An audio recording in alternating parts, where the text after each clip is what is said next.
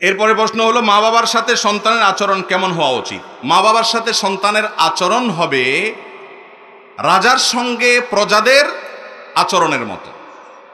প্রজা চিনেন? প্রজা, আগের যুগে মানুষ রাজা আর প্রজা সিস্টেম যখন থাকতো, রাজাদের সামনে প্রজারা কেমনে থাকতো, ঠিক সন্তান তার বাবা মার সামনে সেরকম থাকবে। সম্ভবত আব্দুল্লাহ ইবনে আব্বাস রাদিয়াল্লাহু তাআলা আনহু থেকে একটা হাদিস বর্ণিত আছে যে উনি অথবা আব্দুল্লাহ মাসউদ দুজনের একজন হবেন, যে এক ব্যক্তিকে দেখলেন তার বাপের সাথে যাচ্ছে, কিন্তু দেখে বোঝা যাচ্ছে না বাপকে আর বেটাকে। তখন জিজ্ঞাসা করলেন লোকটাকে, বললেন আমার বাপ। তখন বললেন শোনো, তোমার চলাফেরা থেকে বোঝা যেতে হবে যে ভদ্রলোক তোমার বাপ আর তুমি তার সন্তান। এটা চলাফেরার স্টাইল দেখতে বোঝা যেতে হবে।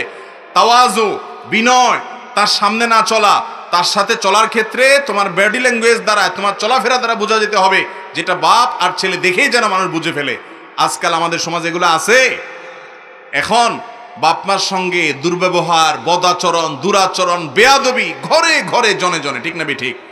ভালো করে শুনে রাখেন ভাইরা, রিদার রব্বে ফি রিদাল ওয়ালিদাইন ওয়া সাখাতুর রব্বে ফি সাখাতিল ওয়ালিদাইন। মা বাপকে যদি খুশি রাখতে পারেন আদব লেহাজ করে, তাহলে মালিক খুশি হয়ে যাবেন। মা বাপ যদি নাখোশ থাকে, মালিককে খুশি করার কোনো পথ খোলা নাই। যদি ন্যায়সঙ্গতভাবে মা বাপ আপনার উপরে নারাজ থাকেন, তাহলে আপনার কিন্তু রক্ষার কোনো উপায় নাই, কোনো আমলে কুলাবে না মা বাপ যদি নারাজ থাকে। এই জন্য জান্নাতে যাওয়ার কিছু শর্টকাট রাস্তা আছে, শর্টকাট সংক্ষিপ্ত কিছু রাস্তা আছে, কোনাকুনি।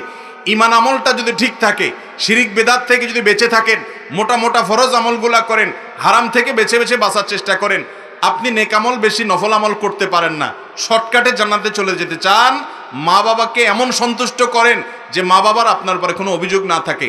আমরা মানুষ, ভুল হয়ে যেতে পারে, কখনো জোরে কথা বলে ফেলেছি, কখনো রাগ করে ফেলেছি, কখনো বেয়াদবি হয়ে গেছে, আবার মাপ চাইতে দেরি করবেন না, সাথে সাথে মাপ চাইবেন।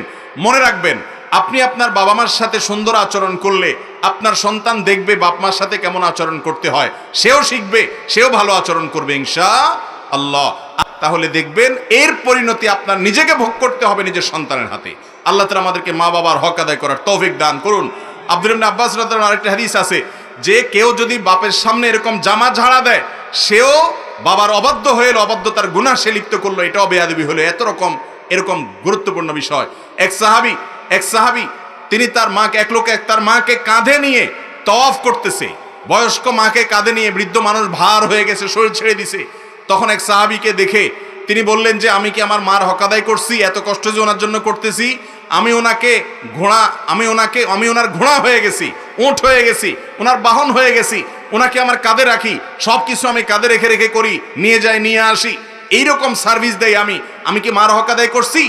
তখন ওই সাহাবী বললেন না, এখনো পর্যন্ত তুমি মার হক আদায় করতে পারো নাই। খোলাসা কথা হলো, নিজের শরীরের চামড়া দিয়ে যদি জুতা বানায় দেন মা বাপকে, বিশ্বাস করেন মা বাপের দায় শোধ করা সম্ভব না। এরকম ডেঞ্জারাস একটা বিষয়। এত কষ্ট তারা করেন, তাদের কষ্টের মূল্য এত বেশি। আল্লাহ তাআলা আমাদেরকে মা বাপের বাধ্যগত সন্তান হওয়ার তৌফিক দান করুন।